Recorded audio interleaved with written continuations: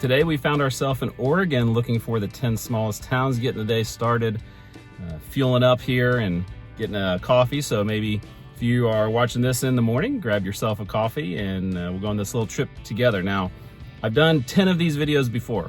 So Oregon's my 11th town, and it's the smallest incorporated towns. That means it has some form of government. It's officially a town. It's not just a community that might be unincorporated or a ghost town or something like that.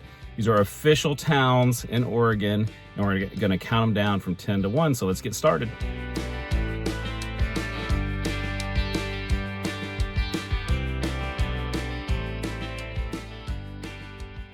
Welcome to Dayville, and welcome to our first town of the 10 smallest towns in Oregon.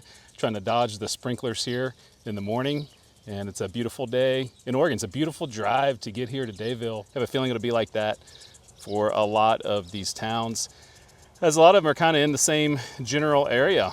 But Dayville being the largest town, there is some, businesses and things to see in the downtown area. There's a little bit of mixture of old and new. I even got into the gymnasium at the school. It's cool to see such a unique gymnasium. Most schools nowadays are kind of cookie cutter with how all those look, but that's an old school and probably an old gymnasium. Dayville was named for the John Day River. John Day was an American hunter and fur trapper in the Pacific Northwest. There's also another town named John Day, Oregon. The original site of the Dayville post office was about 3 miles west of the current location. And in the mid-19th century, Dayville was along the route of a wagon road renamed the Dalles Military Road in about 1870. It connected the Dalles on the Columbia River with gold mines near Canyon City. They incorporated Dayville in 1913. Population peaked at 286 in 1950, and even though it's about half that nowadays, it's been steady for about the last 30 or 40 years.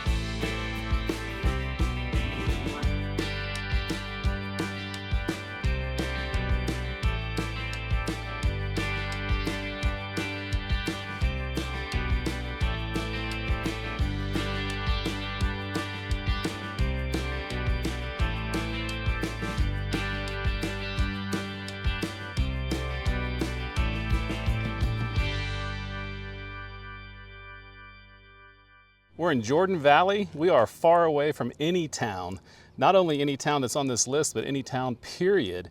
Way down in the southeast corner of Oregon, we're probably 2 miles from Idaho, and it's a really interesting place to visit. So let me show you a little bit of this downtown. So there's some really cool old buildings and abandoned gas stations and motels and things like that, which I'm going to show you here in a minute. Nice post office. And this looks like a school. We're right on the busy main road. If you're gonna go from Boise to Reno, you're gonna come from that way. You're gonna come into Jordan Valley, and you're gonna go that way if you're gonna go to Reno. So it's pretty much the only way to go.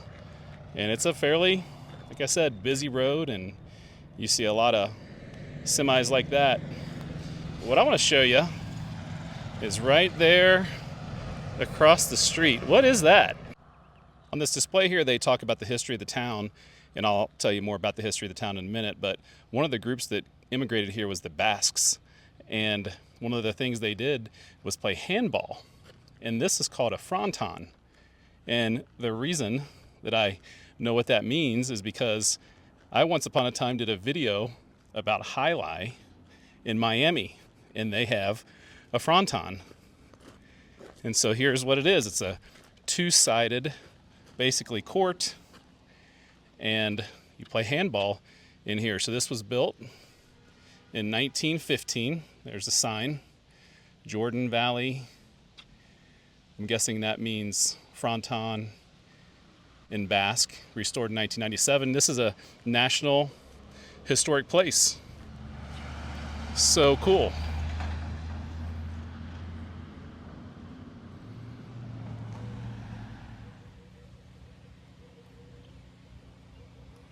Very unique. I've never been to a town that had a fronton as one of the tourist activities, especially one as small as Jordan Valley.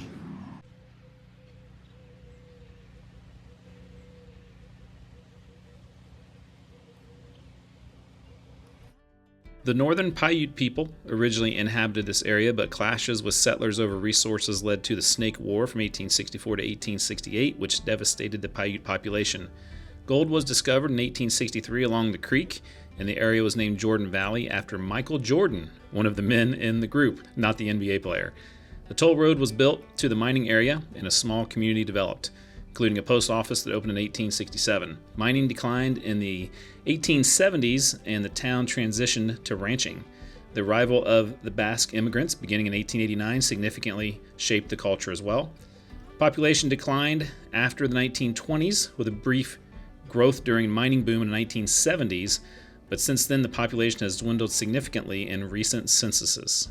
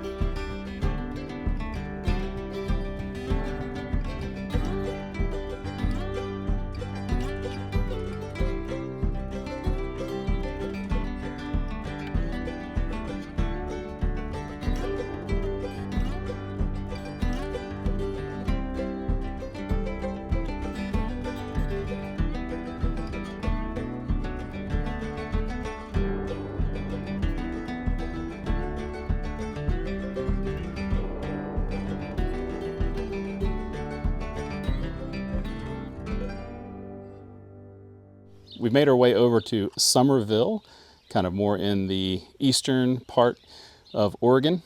And there's not a ton to see here on the main street. There is this old Oddfellows Lodge from the 1870s. I guess there was a fire back in the 1920s, and most of Main Street was, like the original Main Street is gone now. So there's a little bit of history here. But most of the town is just houses. It's quiet. I think most of the businesses have gone to nearby places that are more populated. There are a couple towns not too far away from here. But definitely a nice place to visit, and still an incorporated town in Oregon. Summerville was first settled in the spring of 1865 as a stage station on the George Thomas line. Quickly became an important commercial and trading center in the Grand Ronde Valley. Town was platted in 1873 along Ruckle Road, which was a popular route over the Blue Mountains. However, the road washed out in 1884, leading to a shift in focus towards the town of Elgin. Fire in 1888 destroyed half of the Main Street buildings. By 1910, population started to go down, and it went under 100 for several decades. Actually has gone back up since the 1970s and is at 119 today.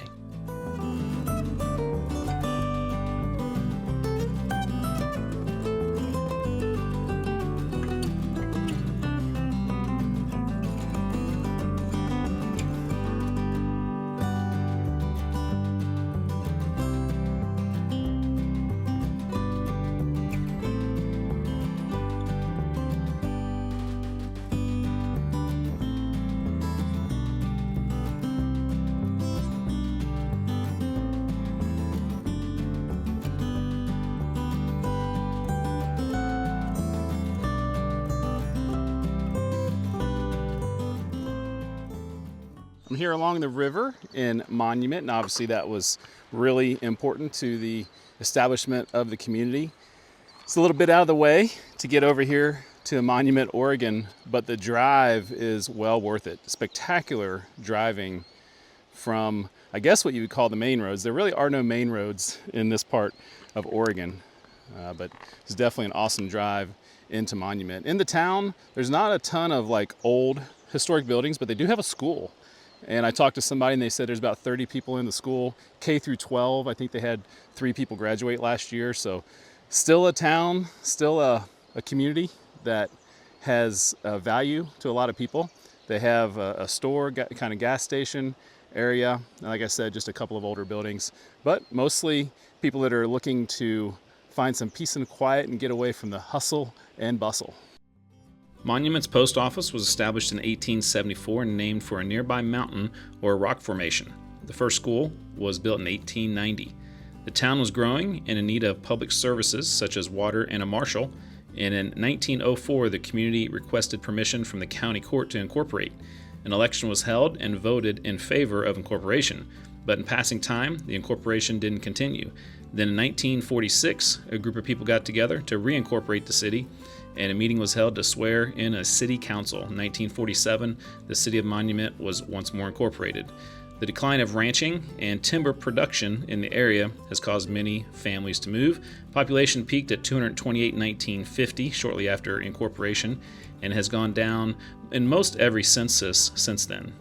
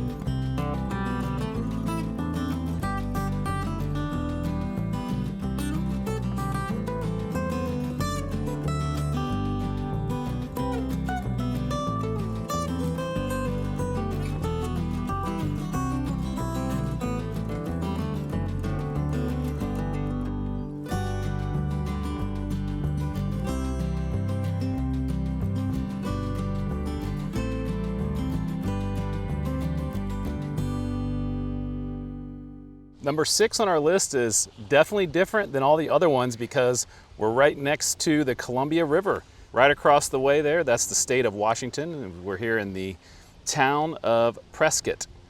Might look like Prescott, but from what I understand, it's pronounced Prescott. And this is Prescott Beach. It's just down the way from where the town is, and there's not a whole lot there in the town. So obviously the population is very small. We're also real close to US 30, and that's a pretty major 2-lane road that goes east and west across most of the United States. So there's a lot of traffic in this part of Oregon, much more than some of the other places that we've been and will be. But this is secluded, really nice little town, a lot of people fishing and enjoying the beach on this beautiful Sunday morning.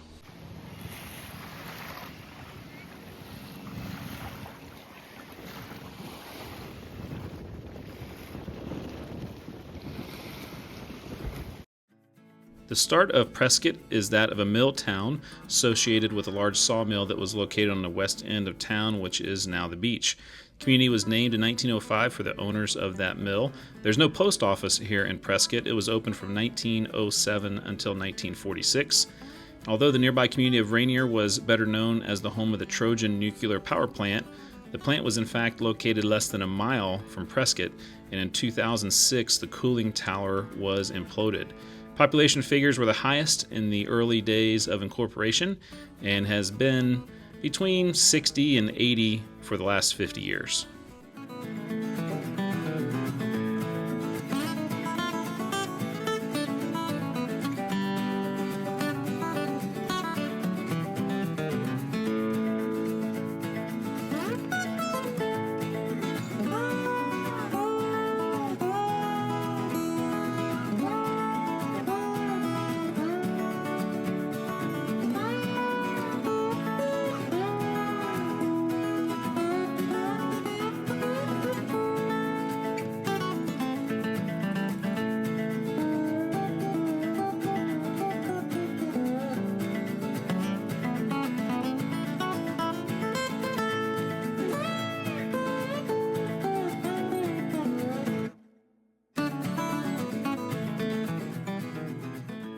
as the sign says, welcome to Unity.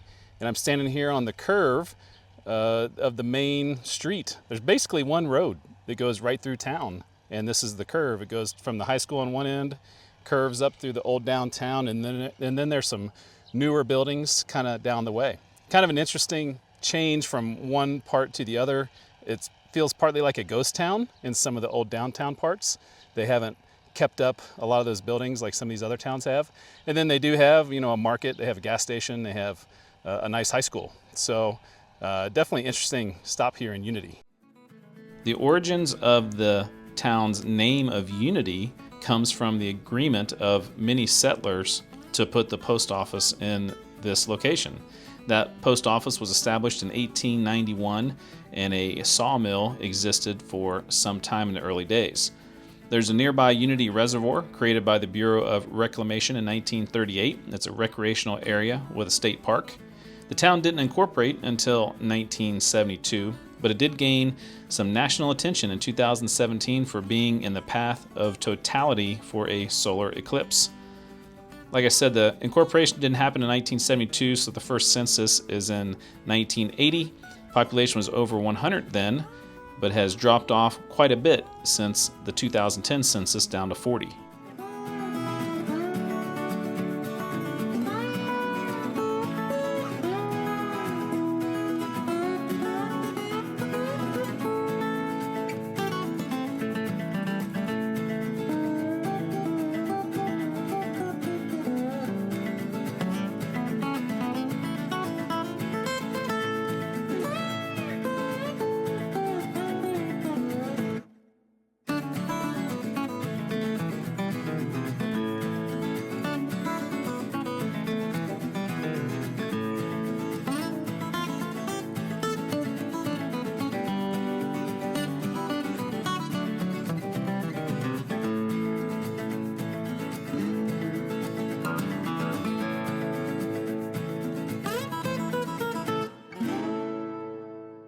Antelope is another really great town, historic town, a lot of old buildings in the downtown area. It's an old school here behind me that they've refurbished into the community center. And it's only a few miles away from a town we're going to see in a couple towns. So obviously there's a lot of history here. There's a sign talks about the Dalles Canyon City wagon road that this was part of. And so, yeah, imagine back in the day, people were rolling through here, probably trying to get other places because, this is a probably tough place to live. But there are a few people living here still, and it's great that they've been able to keep track of their history and not knock down all the buildings, have a little bit of mix of old and new here in Antelope. The Antelope Valley got its name from the area pronghorns, which are not true antelopes, but are often called pronghorn antelopes.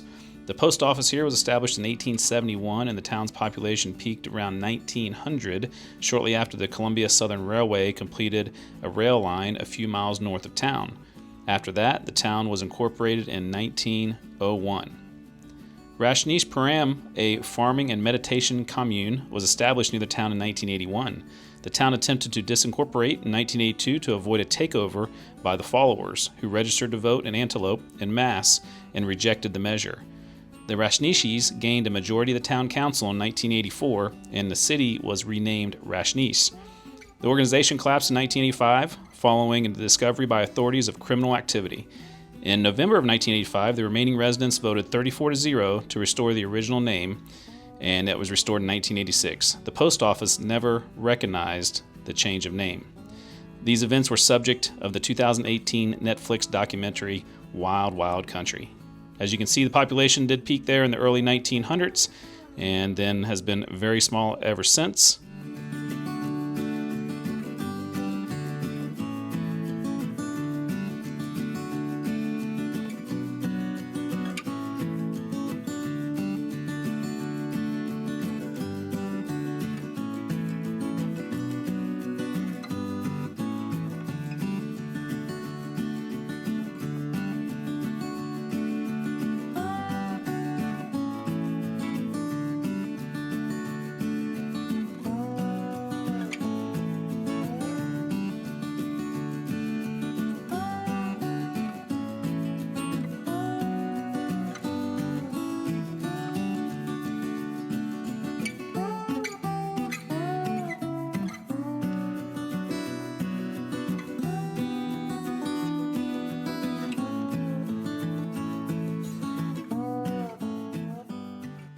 made our way to Granite, Oregon, and I tried to come here years ago. I did a video that included Sumter, Oregon, kind of a ghost town video, and the road was out to get here. So I finally made it here several years later, and what a fantastic town it is. It's definitely up here, kind of in the mountain, and all the houses and buildings that are probably more modern look like old buildings, which is great. Obviously there's a concerted effort to try and keep that tradition.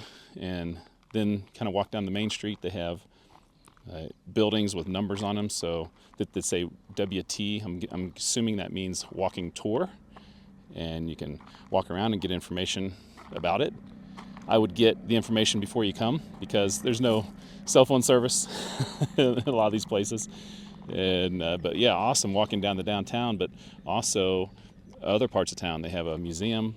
I think that might have been an old church or community center / city hall type place.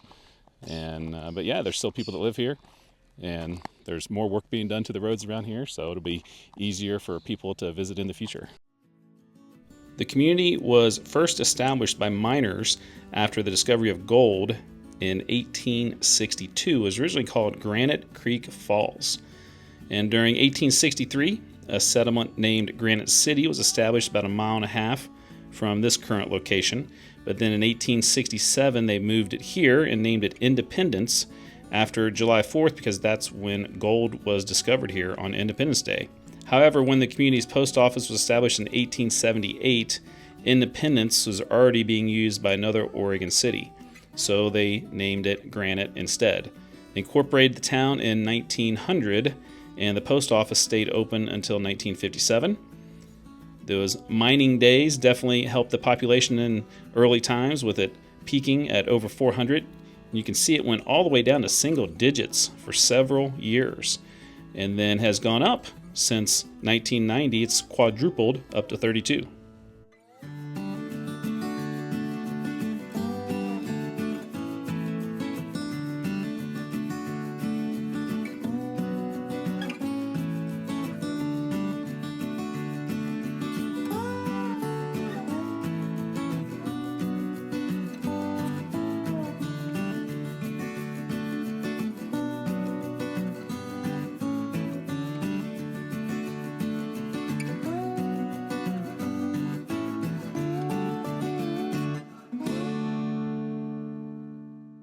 And we're all the way down to number 2 on our list. It's Shaniko, Oregon. Actually, we're only 8 miles from number 4, Antelope. And just down the road. Interesting that 2 of the top, or the bottom 4 towns in Oregon in terms of size, are just 8 miles apart from each other. It's really beautiful out here. Obviously, it's very sparsely populated. But this is kind of an incredible little town. And there's obviously still people living here. They take pride in it because you walk through the downtown, they have all these old buildings. I think some of them are original, some of them may have been kind of redone to look like it was back in the day, but it's pretty awesome. And stopped and had lunch here, and so there is businesses operating in some of these towns, and this one's really awesome. Gold was discovered here in 1862, and camps were made wherever water could be found.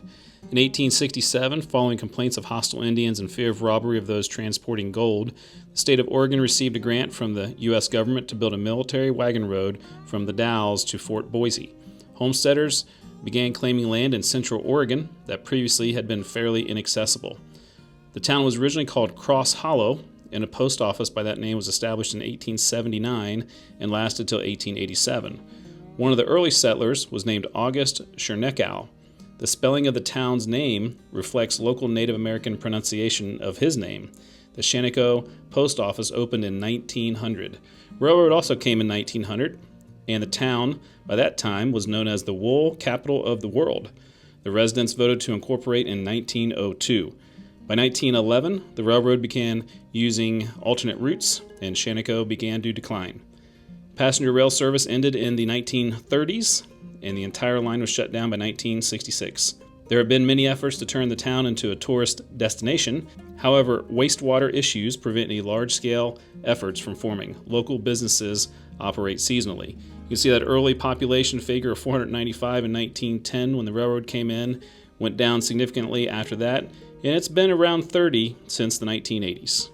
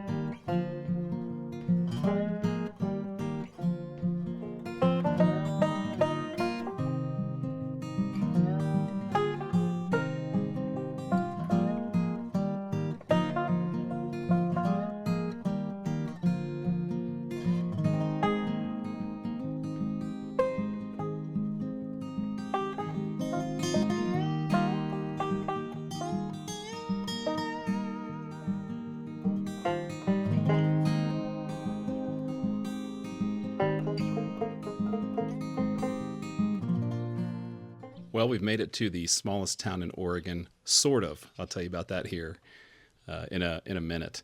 But Lonerock is an effort to get out here. It's certainly a long drive, but very scenic. I'm talking very low because it is incredibly quiet. We are so far away from what most people would call civilization, and it's just absolutely quiet. My voice is the only noise, maybe some birds chirping. But there are, as you walk around downtown, there's some old buildings, there's an old jail. It's like some of these other places. It's remarkably well maintained, clean, and really cool place to visit. Lonerock began in the early 1870s as a service center for surrounding ranches. It was named Lonerock for a large rock near the old Methodist church that was built in 1898 and still stands in town today. 1875, a post office was established. In 1878, the area's Native Americans began pushing back on the intruding settlers, causing many to flee to the Dalles. The U.S. Army was called on to protect the remaining inhabitants, and by 1882, the area was incorporated. The first school was built in 1888. Final graduation was held in 1932. In 1896, the town was almost destroyed by fire. The entire business portion burned, and only a few dwellings were left on the outskirts of town. Eventually, the economy declined as businesses and activities went to larger settlements in the area. Population was above 50 in those early days, but in the last almost 60 years, it's been between 11 and 26.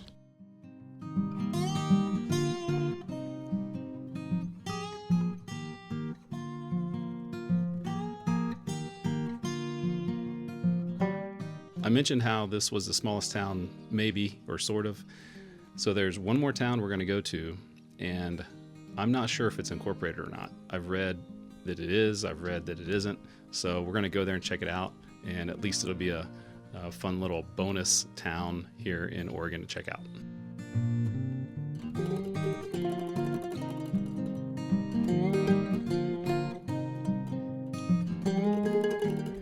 So we're driving down that road, and this is the road to Greenhorn.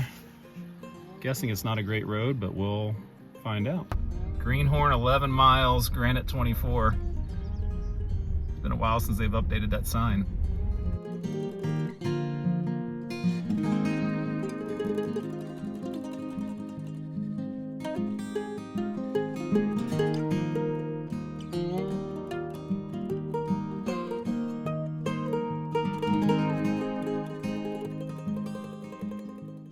Welcome to the last town on our list, Greenhorn.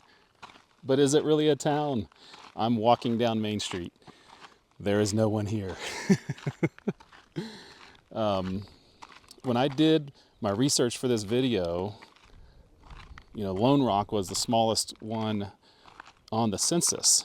And I didn't see anything about Greenhorn. And then I was kind of Googling smallest towns in Oregon, and there would be a article about Greenhorn, and then I saw this sign right here.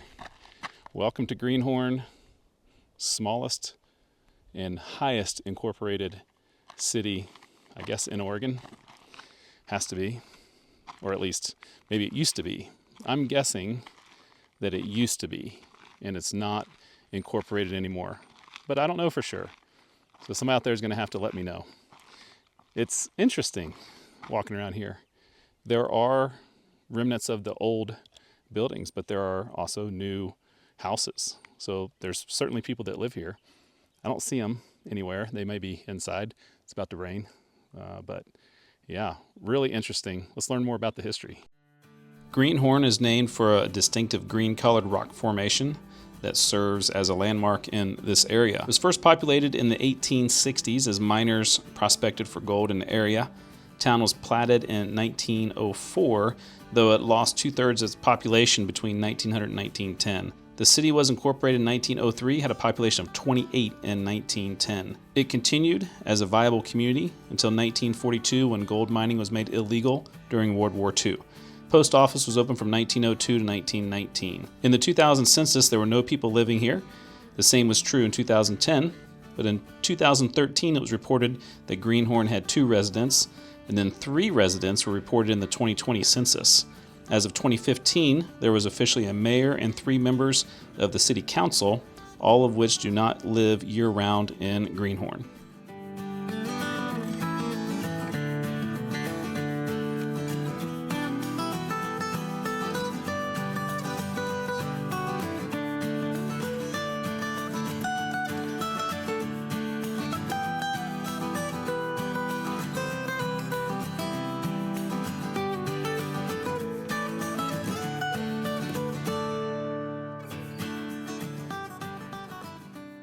Well, I really had fun exploring these towns. I would have never come to most of these towns if it wasn't for this project. And there were some awesome little towns. Even though they're small, they have a lot of character and really interesting histories. And then some are just unusual, like the one we're in right now here to end the video. But I really liked it. Oregon, you've done a great job with these teeny tiny towns. They're in some of the most beautiful places you could drive to. So even if you don't want to see the towns, you could take a road trip to some of these places and just enjoy the scenery. Really awesome. Loved this trip.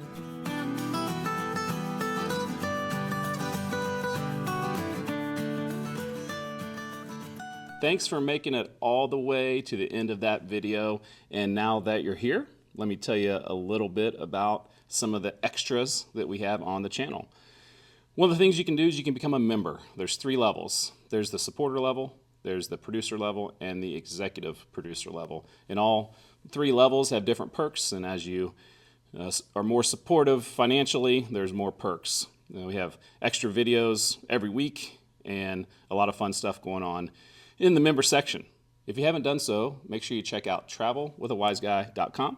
We've got lots of extra stuff on there, and one of the things is merchandise. You can get you Travel with a Wise Guy t-shirt. We have Death Go Round t-shirts. We have some coffee mugs, different things that are a lot of fun, and people seem to have enjoyed. Good quality there.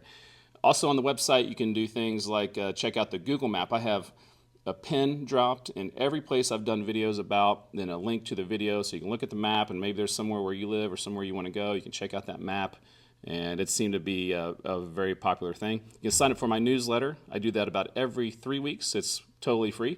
And there's also all kinds of other links and tidbits in there, old videos, podcasts, just everything I could think of I throw on the website. So make sure you check out travelwithawiseguy.com.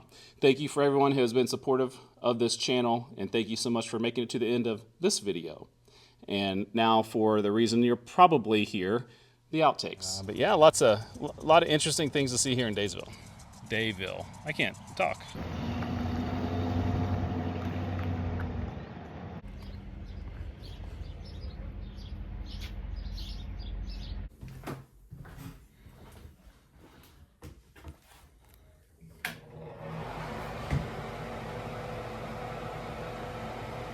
An impressive old school here in Antelope, 4th smallest town in Oregon.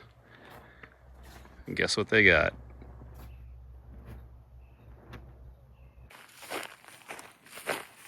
Check out all the old playground equipment. All right, let's go up here on top of the hill and spin it.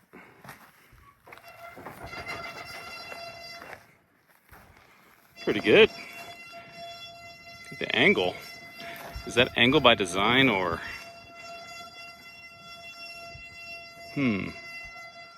That is a constant squeak. A little annoying, but I do like it. What a beautiful setting with this old school. I like it. We're gonna give it an 8.